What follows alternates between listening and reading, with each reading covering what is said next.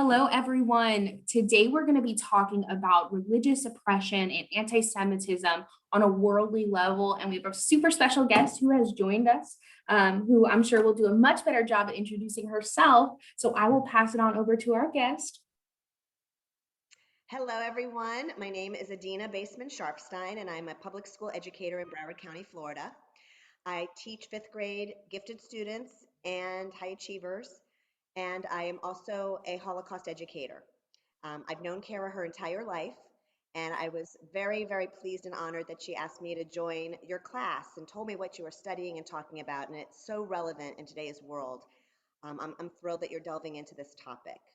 I became a Holocaust educator for many reasons. I am the granddaughter of Holocaust survivors. My grandparents fled Germany and were able to get to England where they met and married, and my mother was born in England, and they came to America when my mother was a baby, so she is a naturalized citizen, and they started a new life in the United States. They actually settled in Tennessee, of all places. And my grandfather continued his education in the States and became a nuclear physicist at the atomic energy plant in Oak Ridge, Tennessee. So my mom grew up in Oak Ridge, Tennessee, where there were not a lot of Jewish families, and their synagogue, their temple was in Knoxville, which was like 45 minutes away, and they would drive every weekend for Sabbath services to the temple in Knoxville. Um, so I grew up really not knowing anything about my grandparents' experience in the Holocaust because they never talked about it. I learned about the Holocaust through my Jewish education at my temple and at camp, at summer camp, which was a Jewish summer camp, and I started reading a lot of books. I was very interested, and it was my history. So, being a voracious reader, I started to read every book I could get my hands on that had the Holocaust as a topic. And I remember when I was 14 years old, there was a mini series on television called Holocaust that starred a lot of people that you would recognize the names of: Meryl Streep, for one, James Woods, for another, Michael Moriarty, Tova Feldshuh. It made such a huge impression on me. It was very traumatic to watch, but I watched it with my parents. And from that moment forward, it was very much an interest of mine. I took classes when I went to the University of Florida and took a very similar class to what you're taking now, and took it as a minor. Jewish studies was a minor of mine, and continued when I became a teacher, thinking I would like to continue to be able to teach this. And as a fifth grade teacher, it just wasn't done. It was considered a topic that should only be taught in the high school level. So 25 years ago, when I started teaching it to fifth graders, there was no curriculum. And I started from the ground up creating curriculum that was age appropriate, using books, literature, movies, and shows that were age appropriate. And Broward County Schools came to me after a time and said, "Can you help us write curriculum?" I now have been training other teachers in Broward County for probably 7 years now. I do professional development courses for teachers to teach them how to teach the Holocaust in elementary schools, because it is a very, as you know, difficult topic. It made it even more difficult if you don't know anything about it. How are you going to teach it? So, the first thing that I notice about the teachers taking my courses is they don't have the background knowledge to make them feel confident. So, we start at the ground up, teaching them history, teaching them about the Holocaust. What else would you like to know? Yeah, absolutely. So we'll just go right off of what you were just talking about, how you teach this. Not only do you know the subject at a super in-depth level, but you are teaching it. Why is it important that we're teaching this to children? And then kind of what are some of the things that you think are important that they take away from their Holocaust education? Well, I think for one thing, there is a quote by George Santayana that says, "Those who do not learn from the past are destined to repeat it." So the takeaway for any student, whatever the age, would be we need to learn from this so that this will never happen again, so that we see the signs. When we see the signs starting, we can say, wait a second, this happened before and look how it turned out. Um, it is so important right now, more than ever, to teach not only about the Holocaust, but about discrimination in general. We are seeing things in the news, unfortunately, daily. I share things with my fifth grade students. My fifth graders are 10 and 11 years old, just to give you a frame of reference. They know a lot more than you think, and they watch things and read things that are a lot more advanced than you think. Just on January 6th, the day of the insurrection at the Capitol of our United States of America, I shared with my students the following day some photographs that had gone viral of people at the insurrection, at the attack on the Capitol building, wearing t-shirts, and I pulled up pictures of them. One of them was wearing a t-shirt that said Camp Auschwitz on it. Now, for those of you who don't know, Auschwitz was one of the concentration camps that Adolf Hitler and the Nazis built. It was specifically a death camp meant to kill Jews. And the t-shirt saying Camp Auschwitz, I said to my students, how many of you go to summer camp for fun? And how many of you, when you go to summer camp, you get a t-shirt that says the name of the camp on it? This was the attitude that this man was wearing, Camp Auschwitz on it. And it was an attitude of poking fun at a death camp. My students are appalled. They saw this as it was. It was an anti-Semite wearing that t-shirt. The second t-shirt was even more appalling to me because I saw it for the first time that night, and I had to look up what it meant because it was in the news and it had gone viral, and it had on the shirt 6MWE. I didn't know what that meant. What it meant was 6 million wasn't enough. So who would wear a shirt like that? You know, I teach my students what a swastika is, what it looks like, because we see it today. And they should know that the symbol of the swastika is a symbol of murder and hatred. The swastika used to be a Hindu symbol of prosperity and good fortune. And Adolf Hitler and the Nazis took that symbol and bastardized it, turned it around backwards, and took it as a symbol of their Nazi party, which stood for hatred, discrimination, racism, and murder. So I want my students to know what it looks like. So if they see somebody wearing a swastika or with a swastika tattoo, they know to stay as far away from that person as possible. So it is so relevant to today's youth that they be aware and know what is going on in the world around them and the connection to past history with such dire consequences. Right. And so why do you think it exists in the first place? So religious oppression and genocide, and these religious hate crimes that we are seeing every day in the news, why do you think that they exist? Well, when you go back to the roots of anti-Semitism, it goes so far back that it's even hard to trace the beginnings. Mhm.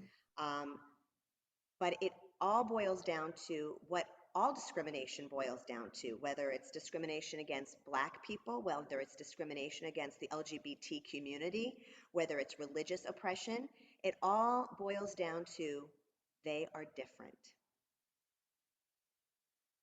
So if we teach our next generation, our young students, our young children, to accept people's differences, to embrace people's differences, and to learn from people's differences instead of fearing people who are different, that is where it all stems from. A fear of someone who is so different from you, you cannot comprehend.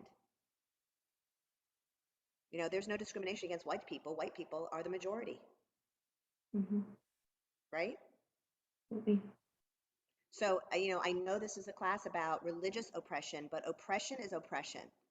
Whether it stems from the color of your skin or your sexual orientation or your religious beliefs, the result is the same. It's violence, it's hatred, unwarranted, and it is really going to be the downfall of our civilization if we don't get our act together. And so with this oppression happening all across the world, seen, even on elementary school campuses, we are professionals who work on college campuses, and we're working with college students that are products of their lack, oftentimes, of Holocaust education and social justice education. So what can we do? We can't make students up who have had this fantastic education, and hopefully one day we'll reach a point where that is the case. But with our students today, what can we do on college campuses, working with the students with whom we work to help fight these oppressions and anti-Semitism on our campuses? Well, I think that, classes like the one you're taking are key because if students that get to a college campus and have not yet been exposed to a course of comparative religions, for example, or a course about the discrimination against the LGBT community, or civil rights courses, that's really difficult. It does have to start from the ground up. You do have to like hope and pray that elementary schools and middle schools and high schools are going to pick up the reins. I know in Broward County, Florida, they've been trying very hard to make Holocaust education courses mandatory at the high school level, and have made them into honors courses that can get students more credits, et cetera, to make it more accessible. It shouldn't just be Jewish students taking Holocaust education courses. It shouldn't just be Black students taking civil rights courses. So, hopefully, if colleges start letting high schools know, we need to see these kinds of courses on the transcripts. Do you have that kind of power, Kara? That's the question. Right, right. And I think if enough of us fight for it, yes, yes, but a lot of work to still do, for sure. Well, this was absolutely so informative. Thank you so much for coming today and speaking to our class on this panel. And there is a special ending that we thought might be super awesome to share with the class. And so not only is Adina an elementary school educator, but is also a music educator in so many realms, adults and children. Thought it would be fantastic to end with a song. All right, so I'll set up the song here. The song is called Dona Dona, and I teach it to my students because it's very easy to teach. It's a catchy tune, but it is an allegory for the Holocaust. An allegory is a story that takes a very difficult, complex topic like the Holocaust and simplifies it, often using symbolism. So the words, I'm sharing my screen, right, Kara? Okay, so the words are: on a wagon bound for market, there's a calf with a mournful eye. High above him, there's a swallow winging swiftly through the sky. How the winds are laughing, they laugh with all their might. Laugh and laugh the whole day through and half the summer's night. So my students, I asked them, what is the symbolism here? A calf bound for market. Where is a calf going if it's bound for market? It's going to be slaughtered. It's going to be killed. And who would laugh at that? The wind is laughing. So the wind is symbolizing who would laugh? And they say the Nazis. So we learn this as an allegory. They sing it, and they have performed it at the school board meeting in honor of International Holocaust Remembrance Day in Broward County. I'm going to scroll up so you can see as much as possible. There you go. I think you got it. All right. On a wagon bound for market, there's a calf with a mournful eye. High above him, there's a swallow winging swiftly through the sky.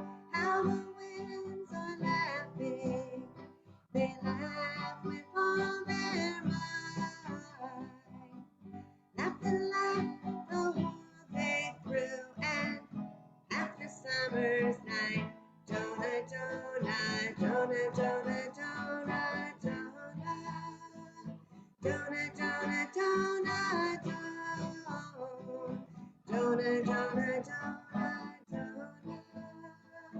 Dona, Dona, Dona, Dona. Stop complaining, said the farmer. Who told you a calf to be? Why don't you have wings to fly with, like the swallow so proud and free? How the winds are laughing, they laugh with all their might. Laugh and laugh the whole day through, and half the summer's night. Jonah, Jonah, Jonah, Jonah, Jonah, Jonah. Jonah, Jonah, Jonah, Jonah. Jonah, Jonah, Jonah, Jonah. Jonah, Jonah, Jonah, Jonah. Calves are easily bound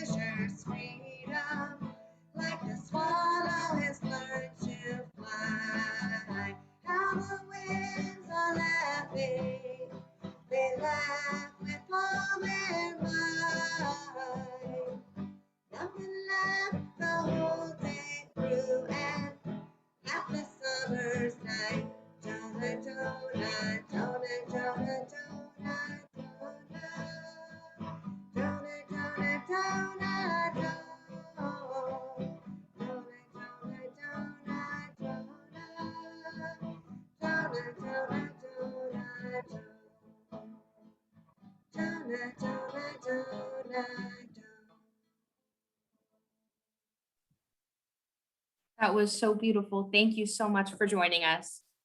Thank you for having me, Kara.